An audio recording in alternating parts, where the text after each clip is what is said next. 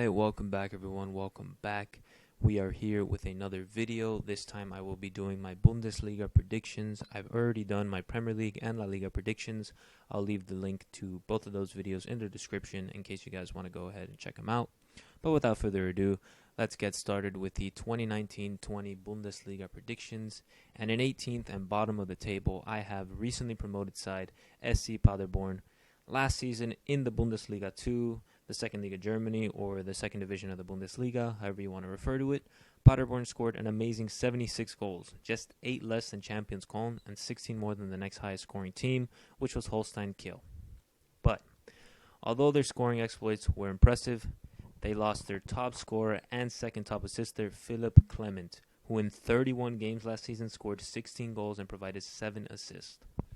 On top of that, they lost their second top scorer, Bernard Tekpeti, to new league rivals Fortuna Düsseldorf.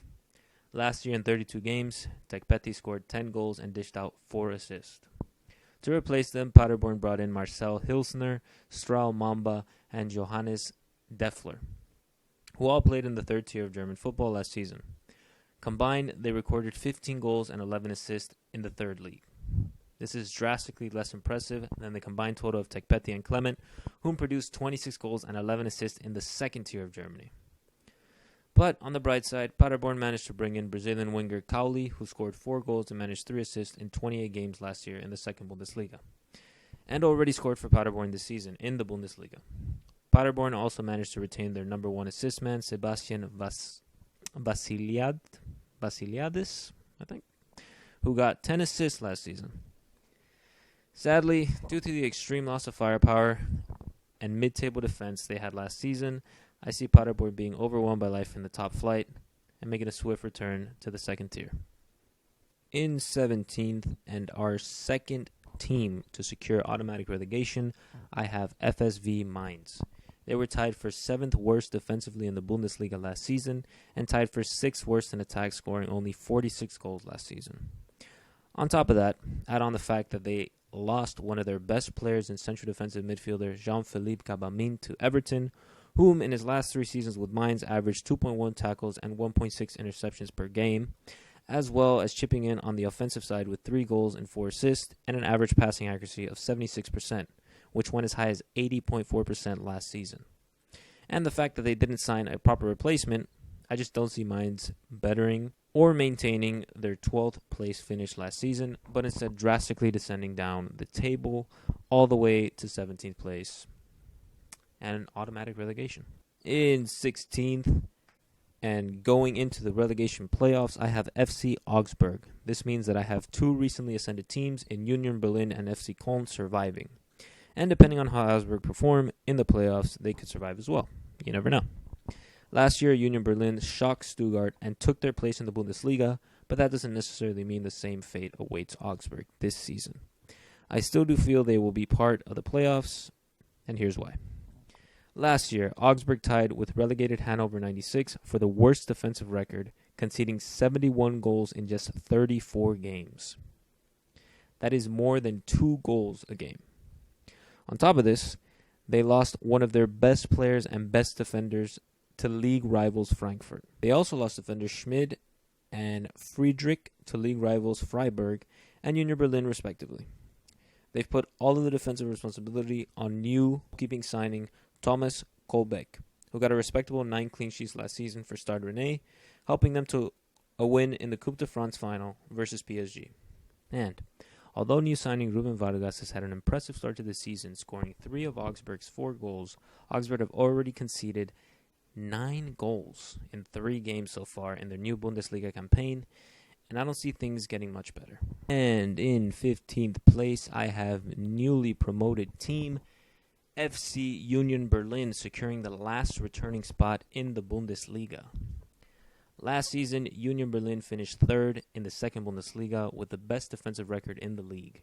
They conceded only 33 goals, 11 less than Dortmund, 19 less than Leverkusen, and only 1 more than last year Bundesliga champions Bayern Munich. They also managed to not only keep key player Marvin Friedrich, but also brought in an amazing player and familiar name to be his partner in the center of defense in Neven Subotic. Subotic already has 50 previous games of Bundesliga experience with FC Köln and Borussia Dortmund. He has already helped guide Union Berlin to a 3-1 victory against his former employers Dortmund, whom are meant to be title challengers this season. Berlin also added a few attacking players to help with the goal-scoring responsibilities in Geraldo Becker and Marius Bolter. Bolter has already scored 2 goals in his first 3 games in the Bundesliga, both goals being scored in Berlin's only victory of the season at home against Dortmund. As for Becker, he scored 7 goals and provided a further 8 assists in 33 games last year for Den Haag in the Eredivisie. And moving on, in 14th place, I have SC Freiburg. Last season, Freiburg finished 13th, and I see them finishing in a similar position this year. They were the 6th worst defensive team in the league last season, and not much of their personnel has changed. To this, they added Jonathan Schmidt from Augsburg, who last season was part of the worst defense in the league at Augsburg, conceding 71 goals. Freiburg were also tied for the 6th worst attack in the league, but to address this, they managed to permanently sign Italian winger Vincenzo Grifo, who scored 6 goals and provided 3 assists in just 16 games for them last season. In addition, they managed to keep their top 2 scorers, Nils Petersen and Luca Waldschmidt, who combined for 19 goals last season. To this, they added young exciting winger Woo Young-jeong from Bayern Munich. Freiburg are currently 6th in the league, leveled on points with the likes of Borussia Dortmund and Eintracht Frankfurt. In 13th place, I have none other than last season's Bundesliga 2 champions, FC Köln. Last season, Köln scored an incredible 84 goals to win the second Bundesliga. On top of that, they were in the top 5 defensive teams, while managing to keep their 2 top goal scorers, Simon Terod and John Cordoba, who combined for a deadly 49 goals last season, and keeping their 2 top assisters in Dominic Drexler and Louis Schwab, who combined to dish out a ridiculous 30 assists last season. They added to his ferocious attack by signing Tunisia international Elias Skiri, who has already scored a goal and added 2 assists in his first 3 Bundesliga games. Köln also added young, promising, and commanding Belgian defender Sebastian Bornau from Anderlecht. Köln currently sit 14th in the Bundesliga, and I expect them to go up 1 spot by the end of the current campaign and finish 13th. And in 12th place, I have Fortuna Düsseldorf. I see Fortuna's fortune going a bit south, dropping from 10th place, where they finished last season, to 12th because of the damage taken by their attack. Last year, Fortuna were by no means a brilliant attacking force, finishing 11th in attacking rankings, but they did have 2 very good and promising players in future Belgian international Dodi Lukebakio, whom they lost for free to league rivals Hertha Berlin, and Benito sorry, let me prepare myself, and one of my personal favorites, Benito Rahama. God, that was so bad, but it felt right. It felt fine. They lost Benito Raman to league rivals Schalke 04. These 2 players combined for 20 goals and 7 assists in 31 games last season. To put this into perspective, Fortuna only scored 49 goals, meaning Luque Bacchio and Raman scored over 40% of Fortuna's goals. And without their contributions, Fortuna would have had the 17th worst attacking record, only above last place's Nürnberg's awful 26 goals. To adjust this 20-goal gap, they must fill. Fortuna signed Nana Opoku Ampoma, who scored 7 goals and got 4 assists in 22 games last season in the Belgian league, and Thomas Plettel, whom in 27 games in the second tier of German football managed 3 goals and 2 assists. Now, you may be thinking, all hope is lost. Their best 2 players have left the club and gone unreplaced, and their defense is a disaster, letting in 65 goals last season to put them 5th worst in the league. And you might be right. If it weren't for the loan signing of Manchester City goalkeeper and, more importantly, U.S. international goalkeeper Zach Steffen. Steffen had an incredible debut against Werder Bremen, making a whopping 10 saves to lead Fortuna to a 3-1 win. Fortuna currently sit 12th in the Bundesliga after 3 games, and I expect them to be in the exact same spot come the end of the season. In 11th place, I have Eintracht Frankfurt. Last year, not only did Frankfurt finish 7th in the Bundesliga to secure Europa League qualification, but they also got all the way to the semifinal of last season's Europa League, pushing champions Chelsea to a penalty shootout. They also managed the 7th best scoring record in the Bundesliga, scoring a total of 60 goals, which is great, but also where the massive problem with Frankfurt comes in. Just in the Bundesliga last season, Frankfurt's attacking front three, consisting of Luka Jovic, Sebastian Haller, and Ante Rebic, scored a combined 41 goals and provided 18 assists. So, by themselves, these three fantastic attacking threats scored 68% of Frankfurt's goals last season. Jovic was also the second top scorer in the Europa League last season. The problem is, Luka Jovic was sold to Real Madrid, Sebastian Haller was sold to West Ham, and Ante Rebic was loaned out to AC Milan. For these three departures, Frankfurt received a combined sum of 101 million euros for Jovic and Haller, and Andre Silva on loan in exchange for Rebic. A more than reasonable amount of money that would be perfect to replace these three key players. Instead, Frankfurt decided to sign 30-year-old Bastos, whose last spell in the Bundesliga 3 years ago consisted of 24 goals and 7 assists in 44 games for Wolfsburg. Last season for Sporting Lisbon, he scored 15 goals and provided 0 assists in 22 games. Bastos is a solid striker. Those numbers indicate that he's a solid striker. But on his own, he cannot replace either Jovic or Haller. But he's a good start. Frankfurt also acquired Andre Silva as part of the Rebic deal with AC Milan on loan. But in Silva's last 52 league games with Sevilla and Milan combined, he has scored 11 goals and provided 0 assists.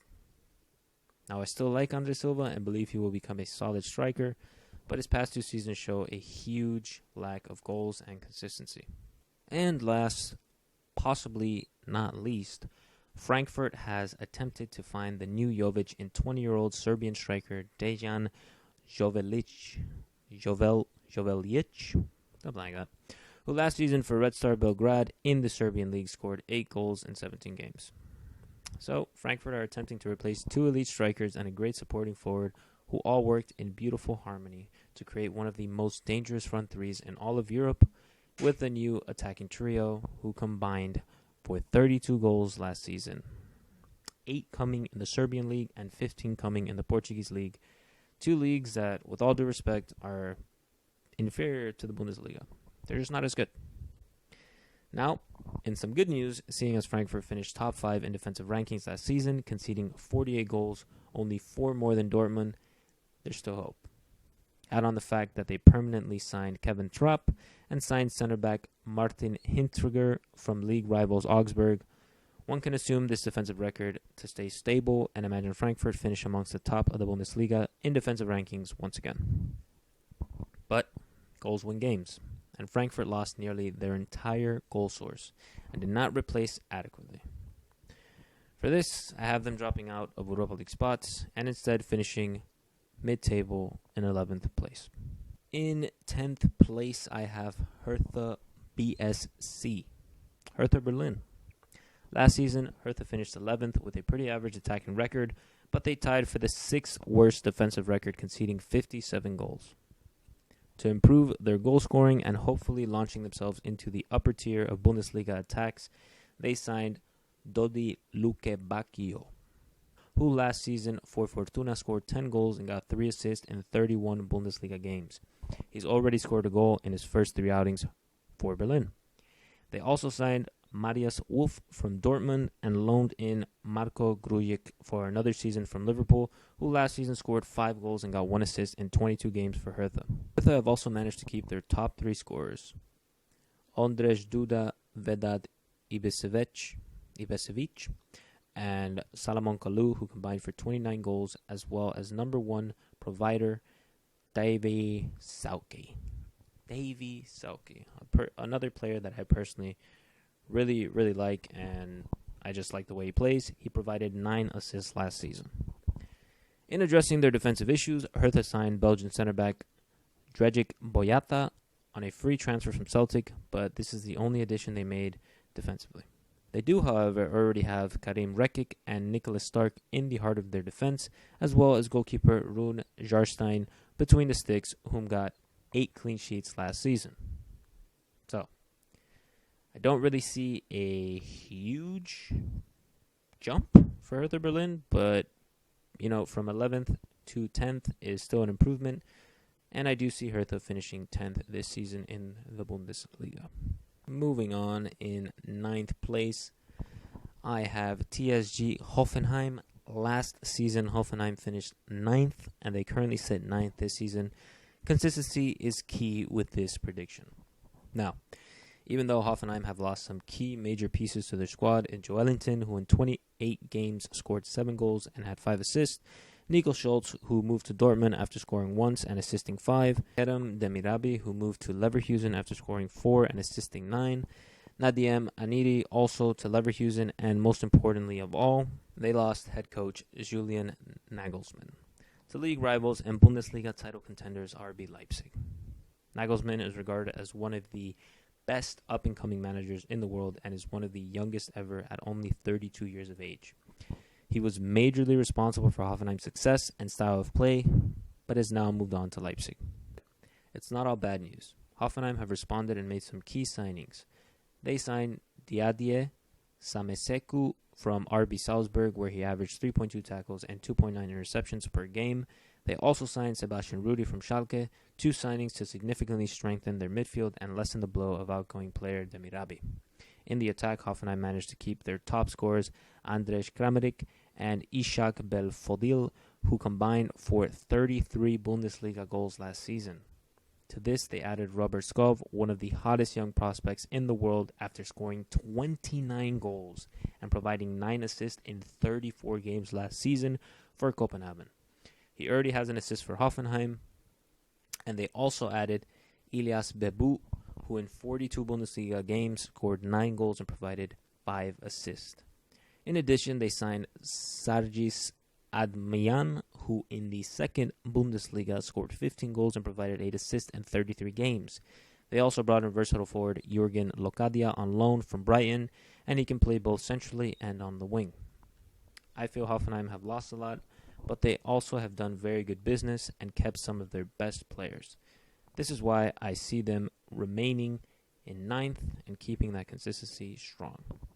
In 8th place, I have FC Schalke 0404. Many may be surprised by the decision of me to push Schalke so high. A team who barely survived the relegation zone last season by 5 points, had the 4th worst scoring record in the Bundesliga last time out, only scoring 37 goals, which is 3 more goals than games are actually played, and got absolutely embarrassed in the Champions League. But after their 14th place finish, Schalke have made some serious changes. They officially replaced their fired coach Domenico Tedesco with new manager David Wagner. They also signed promising 19-year-old center back Ozan Kabak and made 2 significant signings in the attack, in the form of Bernard Tekpeti and Benito Raman. You already know. I'm a big supporter and fan of Raman, and last season he scored 10 goals and provided 4 assists for Fortuna Düsseldorf, in case you forgot. Tekpeti managed the same numbers in 32 second Bundesliga games. 2 smart attacking signings to address Schalke's glaring problem up top. They also signed Jean-Jo Kenny on loan from Everton, and he seems to become a very important player for them, having already scored a goal. Currently sitting in 10th in the Bundesliga, I expect Schalke to have a much better season this time around and finish in 8th place, just outside of those Europa League spots. And speaking of the Europa League, I have in 7th place SV Werder Bremen. Last season, Werder Bremen finished 8th with the 8th best scoring record and the 5th best defensive record in the league. They added Bayern Munich center back Marco Friedl and Dortmund center back Omer Toprak to improve upon their already excellent defense. They also brought in Mönchengladbach right back Michael Lang, and the only major loss they sustained was Max Cruz, but they kept Milot Rashica, who only scored 2 less goals than Cruz last season. They also brought in Niklas Fulkberg, who scored 16 goals in his time at Hannover 96. So I see Werder Bremen jumping a spot up the table to 7th, primarily due to their excellent defensive record, which they heavily added to. In the following Europa League spot, I have Borussia Mönchengladbach in 6th place. Last year, Mönchengladbach finished in 5th place with the 3rd best defensive record in the league. But instead of building on their fantastic campaign, which left them 3 points away from a Champions League spot, Mönchengladbach sold. They sold their best player in Thorgan Hazard to league rivals Borussia Dortmund for only 26 million euros. Last season, Hazard had by far his best season, scoring 10 goals and providing an additional 10 assists in 33 games. He was the driving force of their attack and will leave behind huge shoes to fill. On top of this, Mönchengladbach also sold promising young and exciting midfielder Michael Cuisance to defending champions Bayern Munich for only 12 million euros. And they loaned out Michael Lang to league rivals Werder Bremen. Lang played 17 Bundesliga games last season, forming part of the Bundesliga's 3rd most efficient defense. And while they by no means have left the gaps these players clearly have left unattended, I still feel they haven't done enough. To replace Lang, Mönchengladbach signed Stefan Leiner from RB Salzburg, a solid Austrian right back who got a goal and 4 assists last season and already has a goal for Mönchengladbach. To replace their star man Hazard, Mönchengladbach signed Markus Thuram as more of a direct positional replacement and Breel and Bolo for an increased firepower and a different element to the attack. On one hand, Thuram is a tall and strong imposing winger with a different game than Hazard's, but still an effective one, scoring 9 goals and providing an assist in 32 Ligue 1 games last season with Guingamp.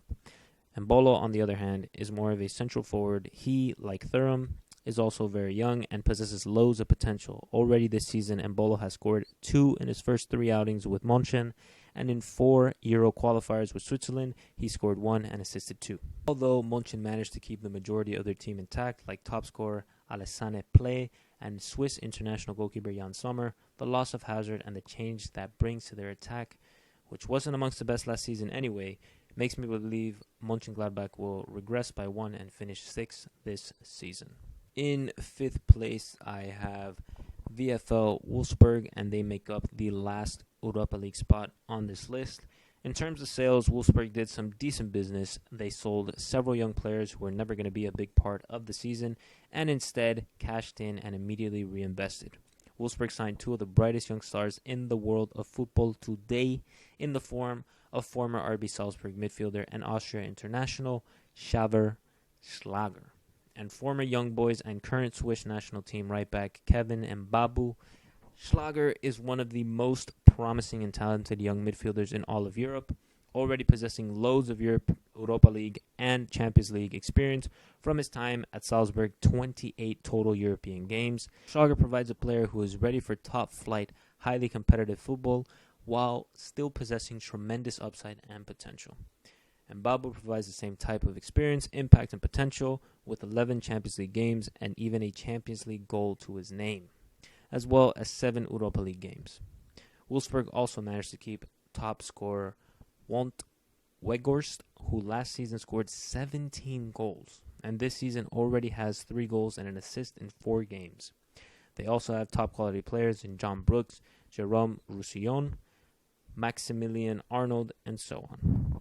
After finishing 6th last season with a 6th top scoring record and tied on points with 5th place Mönchengladbach, who only won out by having a goal difference of 13 compared to Wolfsburg's 12, this is the year I see Wolfsburg get closest to their Champions League return by finishing in 5th place. And now, to start off our Champions League spots, our top 4, I have Bayer Leverkusen in 4th place. Last season, Leverkusen finished 4th, and I have them doing the same this year. They also were the 4th best offensive team in the league, scoring 69 goals. During the transfer window, Leverkusen lost key player Julian Brandt to league rivals Dortmund. Last season, Brandt scored 7 goals and provided 11 assists in 33 games, but this is the only key player they lost, managing to keep their top scorer and one of the most exciting players in the world, Kai Havertz. Last season, Havertz finished 3rd top scorer with 17 goals as a midfielder, only 6 behind Robert Lewandowski. Add on 3 assists and the fact that he is only 20 years old, and it's clear to see that Leverkusen have a generational talent on their hands. Leverkusen also kept second top scorer Kevin Volland, who scored 14 goals, promising, strong, and commanding defender Jonathan Tah, and the Bender brothers. Plus, the additions of new signings Demirabi, who last year for Hoffenheim assisted 9 goals and scored 4 in only 26 games, and the signing of 19-year-old winger Moussa Diaby from PSG, where he scored 2 goals and assisted 6, and Leverkusen are arguably in an even better position than last season, with a stronger and more prepared and experienced squad. For these reasons, I see Leverkusen retaining their 4th place position to once again qualify for the Champions League and continue improving. And now in 3rd place, as I do believe the Bundesliga has become sort of a 3-horse race, in a possibly controversial turn of events, I have decided to put none other than Borussia Dortmund in 3rd place. Now, even though Dortmund were only 2 points away from winning the title, and for several parts of the season seemed destined to dethrone Bayern Munich, their deficiencies eventually showed and they simply choked. They are simply not good enough. They rely way too much on their attack and youth and are awful under pressure. Last year, Dortmund finished 2nd in scoring and 4th in defense. Good numbers, but just not quite good enough for championship numbers. Too many times last season, Dortmund dropped the ball at key moments. When it was time to keep the pressure on Bayern and maintain control, Dortmund lacked concentration and poise and the ability to see out games, whether it be giving up a 2-0 lead against Werder Bremen in a 5-minute span on match day 32, just 2 games before the end of the season, or going from being 1-0 up against rivals Schalke, who nearly were relegated last season, to end up losing 2-4 at home. Some of Dortmund's performances were simply unacceptable from an aspiring champion. Not only did they self-destruct in the league last season, but they didn't address their biggest problem properly in the transfer window, their defense. Yes, they signed Nico Schultz, but he's more of an attacking fullback and an unnecessary purchase because they already have such great options at the club in the form of Hakimi and Guerreiro. They sold promising young center back Abdou Diallo and decided to replace him with a declining Matt Hummels, who originally left Dortmund for Bayern, but has now returned 3 seasons later after being deemed surplus to requirements by champions Bayern Munich. These defensive signings are a step back if you ask me, or at best they don't really change anything. On a positive note, they improve their already exceptional attack by signing top scorer Alcacer permanently and poaching Hazard and Brandt from 2 of their biggest league rivals. But their attack didn't need any help.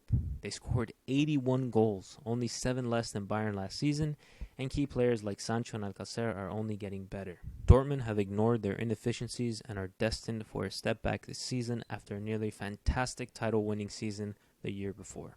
And now, to reveal the runners-up in the 2019-2020 Bundesliga season as a very, very close second with a great chance to possibly snatch the title, I have RB Leipzig finishing in second.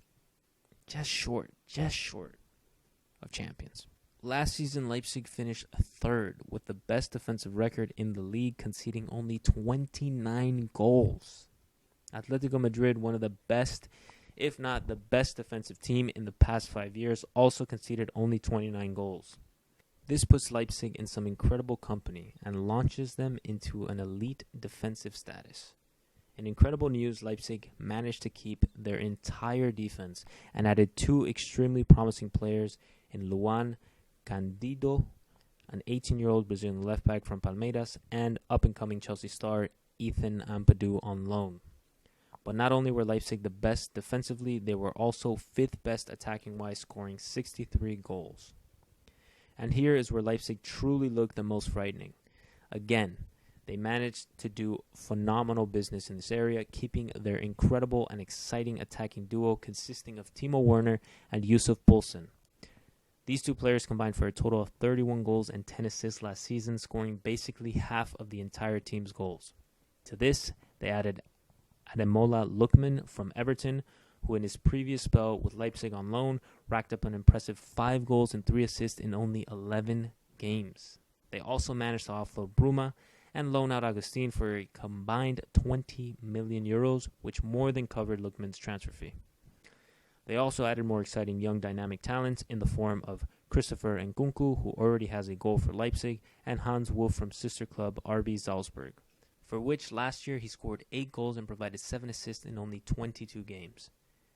And just when you think all these additions were great enough, Leipzig brought in a Julian Nagelsmann, one of the best and brightest managers in all of Europe, and at only 32 years of age. Last season with Hoffenheim, Nagelsmann was in charge of the league's 3rd deadliest attack, scoring an incredible 70 goals, 7 more than Leipzig. And now, Leipzig, with so much attacking talent and a generational managerial talent, be prepared for their attack to be just as elite as their already magisterial defense was, and they're going to make a serious challenge, a serious title push, but I do feel they're just going to fall short in 2nd place, but you never know. I'm not going to count them out, but I got to predict, and I'm going for 2nd for RB Leipzig. Strong 2nd.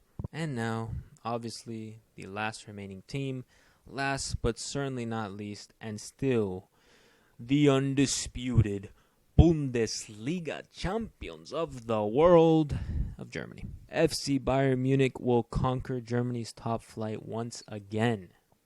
You may be wondering, after everything I just said about Leipzig, how is it possible that a better team even exists? And it's simple.